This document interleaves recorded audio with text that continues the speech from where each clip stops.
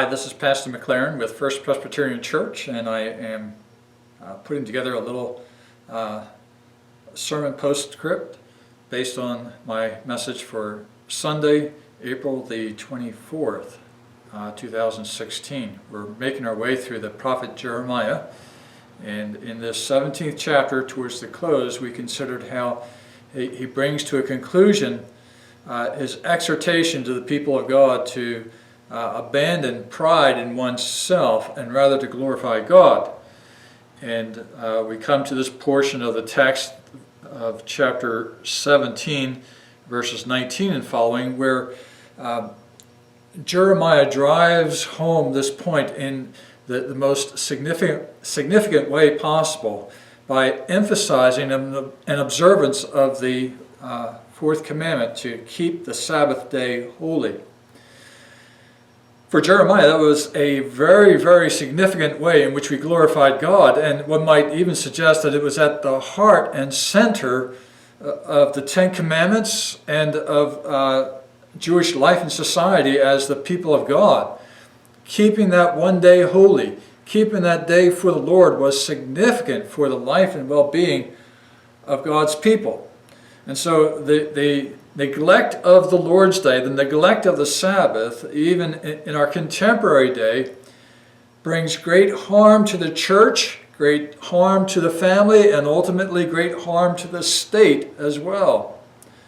And I would contend that we have seen that over the years in our country as a love for money and for profit has encouraged business interests to keep their businesses open on Sundays, thus prohibiting some, if not many, of their people from going to worship services on Sunday, resting as well on Sunday, and just gathering with family and friends to be refreshed and encouraged and helped. Consequently, families are breaking down, marriages are falling apart, children are running all over the place, and society at large is experiencing the consequences of that with increased social spending and all kinds of aid for those who are in need. So the breakdown of the Sabbath is certainly at the heart, I think, of many of the social ills in our society today. Jeremiah reminds the people of his day about the centrality of this Sabbath worship, this gathering together for the people of God to bring their worship to God here in this text. And I would first make a little bit of a note here. There's some discussion in Reformed circles with regard to the relationship between the Sabbath and the principle of rest or refraining from work. And then the second part of that, which is devoting the whole day to the Lord in aspects of worship. And I noted in the course of the sermon that there are those within what is called the Continental Reformed camp who would suggest that the principle for resting on the seventh day was something that was unique and perhaps ceremonial, all tied to the Old Covenant, but no longer continues on today. We meet on Sunday more out of pragmatic concerns. The church sending, if you will, kind of an ecclesiological dictum to its members that Sunday will be the day in which we gather. In fact, some, like I believe John Calvin, didn't feel that Sunday was all that special by comparison with other days. In fact, he wanted every day to be an opportunity for people to gather together for worship, and that would be nice.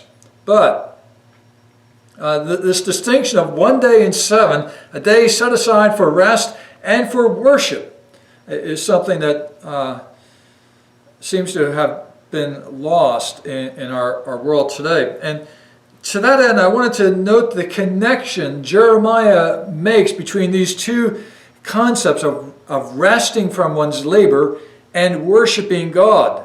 And it's not an explicit connection, but I think it bears some attention. We noted on Sunday that Jeremiah declares the word of the Lord in verse 21, "Take care for the sake of your lives and do not bear a burden on the Sabbath day." we noted that this take care of your lives is really take care of your souls. Watch for your souls. And in the Hebrew, it's not trying to just so much distinguish soul and body, but kind of take care of your life. Take care of who you are, what you are, and your essence. The Sabbath was made for man, and it's for your well-being, for your refreshment and joy. And so it is to be a day of rest, but take care for your souls. Most pivotally, most focally, the attention needs to be on your souls. The body needs to rest, yes, but the soul needs attention. You need to recover or renew your relationship with the Lord. You need to be strengthened in your understanding of His will. You need to be encouraged to believe in the Lord. And so take care for your souls. And specifically, the bodily aspects of that come in when Jeremiah says, do not bear a burden on the Sabbath day. You recall in the Old Testament, in the writings of Moses, I think it was in Exodus, maybe it was in Numbers, but a man goes outside the camp and gathers some sticks for a fire, and he's bearing a burden on the Lord's day, on the Sabbath day. And what happened? Well, he was examined and judged for what he had done, and he was stoned to death. That's how important God placed this responsibility to rest on His day. But rest is not unconnected to worship.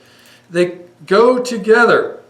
And so, continuing on, in the promise as to what happens to God's people when they rest appropriately, Jeremiah speaks of a coming day when, verse 26, people will come from, and he gives all different kinds of places all around Jerusalem, bringing burnt offerings and sacrifices, grain offerings and frankincense, and bringing thank offerings to the house of the Lord.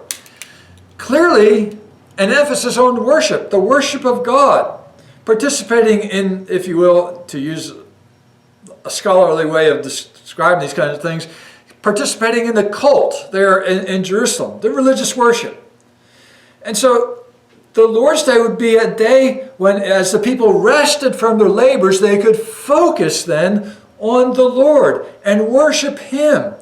And this would have great blessing. In fact, it's considered to be a tremendous blessing for the people of God, that they'll be able to come from all over the place for this very purpose of bringing their offerings before the Lord. This is viewed as kind of a high water mark, if you will, in the life of God's people.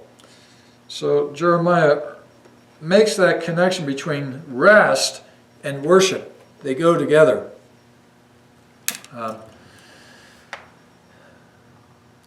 In my view, we are still required to rest on the Lord's day. I don't believe that there is an end to that requirement in the New Covenant. As I argued last Sunday, this principle of rest is grounded not just merely in the law of Moses there at Mount Sinai, or even in Israel's deliverance out of Egypt, as Deuteronomy would stress, but most essentially in Exodus chapter 20, the first giving of that law, it was grounded in God's work of creation, where God set the pattern for us. And it seems to me that we do not set that pattern aside.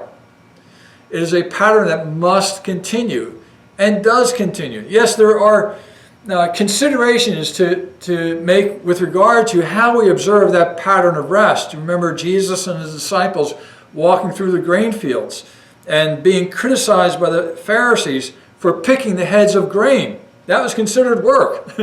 Not much effort being put into that, I should think. But that was considered by the Pharisees as work, and they were going to be very tough on these disciples and rebuke them for it. But Jesus reminded them that the Sabbath was made for man and not man for the Sabbath. And so the purpose of the Sabbath is not to be a burden to the people of God, but to be a refreshment and a help. And so therefore, going out of your way and doing something extra to get some food for yourself is not a breaking of the Sabbath. Elsewhere, Jesus talks about how if somebody's ox or their animal falls into a pit, you don't wait until the following day to get them out of that pit. You go right away and help them out of that pit. Now that takes a fair bit of work, but it was necessary to relieve the distress and trouble of that animal. Now, if God is so concerned about the animals, and if we are concerned about them, and properly so, we should certainly be concerned for human life as well. And so on Sunday, the Lord's Day, we rest from our labors, but that doesn't mean we do nothing. We do acts of compassion and mercy, works out of necessity as well. And these are principles that guide us in the right observance of the Lord's Day. So there may be different ways in which that takes place. Some people have to work on the Lord's Day. Nurses and doctors, for example, will need to take care of their patients in the hospital on the Lord's Day. Emergency services, police, fire, military, all these folks at times must necessarily be working on the Lord's Day. I think their supervisors or managers should manage their work so that they do get Sundays off periodically. It shouldn't be something where they are given entirely over to that sort of thing, but from time to time they need to work, and we should be careful for that. Well, that's all that I think I'll say about this at this time, but just encourage you to take the time to relax, enjoy God's world, enjoy His Word, fellowship with Him together with the saints. It will build you up, make you stronger. It will make the church much stronger as you gather with the people of God and walk with them. And as you do so, I think your country will also benefit as well. It will be a much sounder, stronger country because of it. Well, may the Lord bless you, and I look forward to seeing you again sometime soon. Take care. Bye.